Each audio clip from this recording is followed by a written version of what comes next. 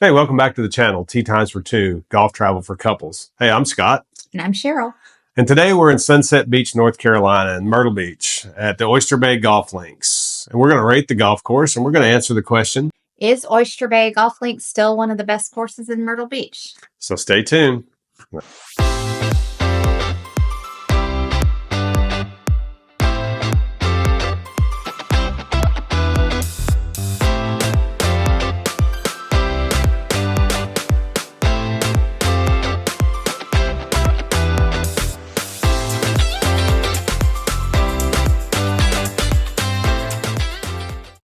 All right, the first category we rate golf courses or resorts is its layout and its playability for all levels of players. For layout, we're going to give Oyster Bay a full 5 stars. Yeah, and for playability, for all levels, 3 stars. 3 stars. So this is 18 holes designed by Larry Young and Dan Maples. Yeah. It's voted the 1983 Resort Course of the Year by Golf Digest. It's been rated the best public courses in North Carolina by Golf Magazine. It's also been rated Golf Digest Best Places to Play in 2005. This has 4 sets of tees ranging from 4,600 to 6,600. So it is a short course requiring a lot of accuracy with quite a bit of holes with water. Yeah, that's probably why playability rating is not quite as high as some of the others, because there is lots of water on Oyster Bay. It has 2 island green par 3s, almost back-to-back, holes 15 and hole 17. And then you're going to see tons of wildlife along the marshes. Cheryl calls this the Oyster Bay Alligator Farm, as you're going to see lots and lots of alligators on this golf course. This is one of the first golf courses that I played when I first came to Myrtle Beach. In fact, I think it was the second golf course I played. And it instantly became my favorite out here. And it's still one of my favorites that we've played. And I've played it several times since 1985 and on. Absolutely love the layout. Never get tired of the layout. It's got a unique set of holes, visually stimulating, and it makes you think off the tee, which I really love. So it's a little tougher for higher handicap players like myself due to the forced carries and then water and play on most of the holes. All right, category 2, aesthetics or the wow factor. We're going to give Oyster Bay a full 5 stars for this one. This course winds through the tidal marshes with old Spanish oak trees with moss hanging down them and towering southern pine trees, and it's just visually stunning. Again, you're going to see lots of wildlife, deer, herons, egrets, osprey, and yes, a lot of alligators. All right, some of our favorite holes on Oyster Bay, definitely starting with the first hole, and it's probably not the most scenic hole like the holes on the marsh, but it's still one of my favorites. It's a really short, really sharp dogleg left hole with a pond at the end of the fairway that you've got to lay up. Because if you hit it too far off this tee, you're going to be in the water. But if you don't hit it far enough off the tee, the dogleg is so sharp they're going to be blocked out by those towering pine trees on the left, and then you're going to have to hit a little punch shot and then a third shot onto the green. So it makes this really short par 4 really have to think your way around the hole. So it's a great start to a golf course. And the number three hole is a long par 4. It's got a pond just left of the green and then the tree line all the way on the right. Yeah, it's a really pretty hole as well, as you can see behind us here. Moving on to number 5, now you get your first real look of the marsh, and it's a gorgeous par 5 with the marsh running down the entire right side of the hole, and you got tons of trees down the left. And it's really going to be your first sighting of the alligators, because they're going to be out on the bank sunning, especially if you go when it's just starting to warm up outside. They're going to be out in droves. And you didn't believe me the first time we went. And yeah, I believe. You believe. The number 9 is a longish par 5 with marsh running down the entire left side of the hole and trees right. Yeah, it's kind of the mirror image of hole number 5 that you just played. So just flip it. Really a pretty hole, and this one's a little different because the green kind of sits back a little bit, and so you have to try to fade the ball in, so it's not quite as straight as number 5, so you have to be able to work the ball just a little bit, especially if you want to try to reach this green in 2. You can't just hit it straight. You're going to have to fade it in there for the best approach to it. And then we come to number 13. This is really, if I made a list of my 18 favorite holes of the Grand Strand, 13 at Oyster Bay is definitely going to be on it. It's a really short par 4. Depending on what tees you play, it can play as short as 260 yards. But the green is set up. quite a bit. In fact, as you can see behind me here, the entire right side of that hole is oyster shells. It's built up with oyster shells, so it's really pretty. Big, huge green, but it sets up high. You can literally hit anything you want off the tee, but you could try to drive the green, but it's reachable distance-wise.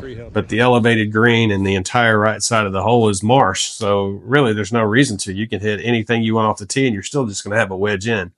So the very first time I played it, that's why it's one of my favorite holes, other than it's gorgeous, is I birdied that sucker the very first time. Yeah, so love that golf hole. Number 15 is the first of the island par threes. It's got the marsh in front and then left and behind the green. Yeah, it's pretty much surrounded by water. It's just a peninsula out there. I'll show you here.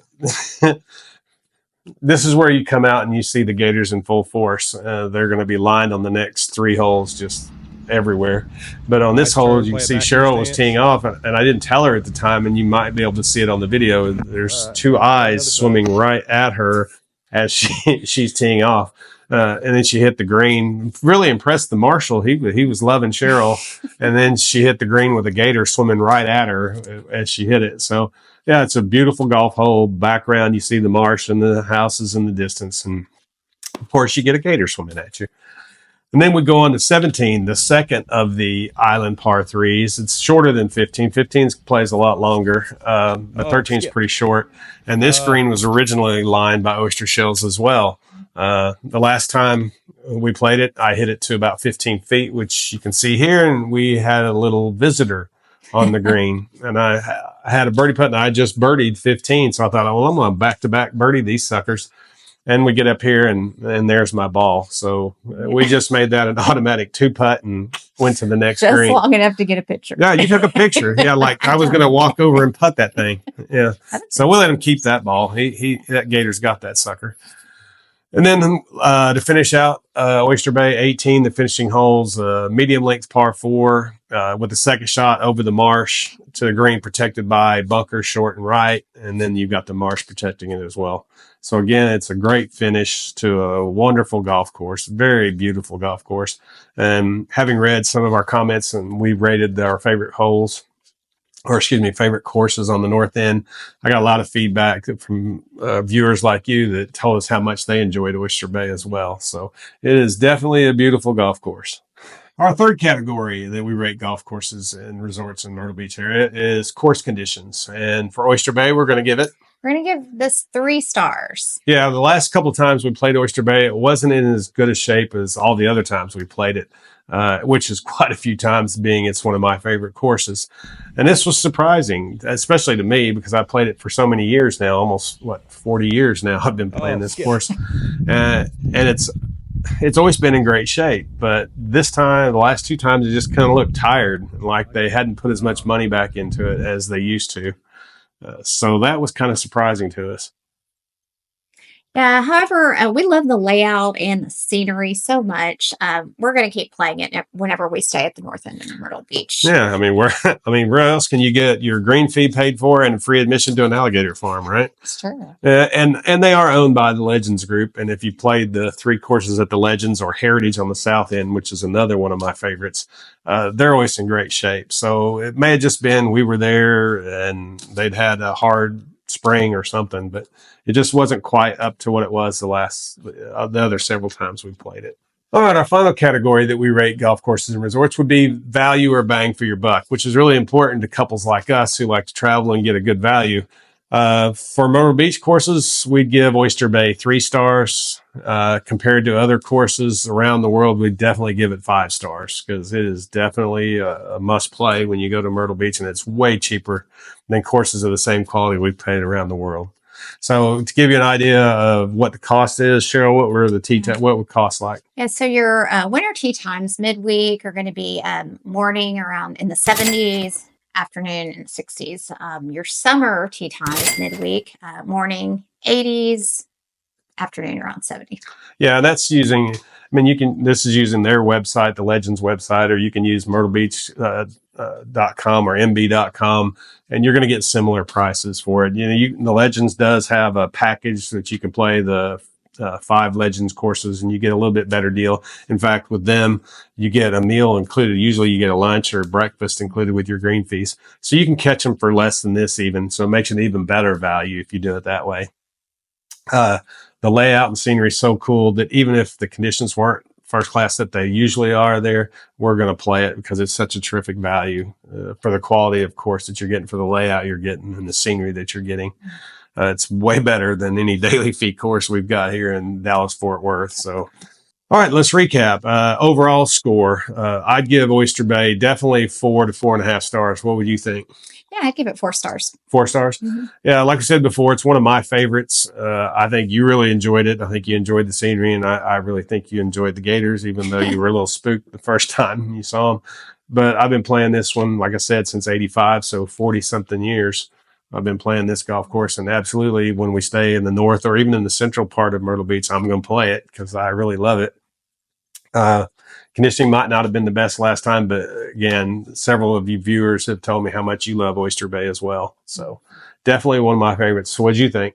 Yeah, I would definitely continue to play this course. I mean, it is, it's something we don't see every day here in Dallas. So I definitely got a taste of the Myrtle Beach marsh, and I enjoyed it. The scenery, just the gators, the wildlife. I love that kind of thing when I'm playing. It's challenging, obviously, because all the water, but looking back on it, don't be intimidated by any of that. It's worth it. Definitely. Yep. So if you played Oyster Bay, let us know in the comments below what you thought. Tell us what it was like when you played it and how much you enjoyed it or didn't enjoy it. So we love hearing from our viewers. And as always, remember, if you like this video, please hit like and subscribe below so that we can keep on providing more videos to couples like us who love to travel and play golf. Yep, and be sure to check back next week for our newest installment on the Myrtle Beach series as we head to the Pearl Golf Links right down the road from Oyster Bay in Sunset Beach, North Carolina.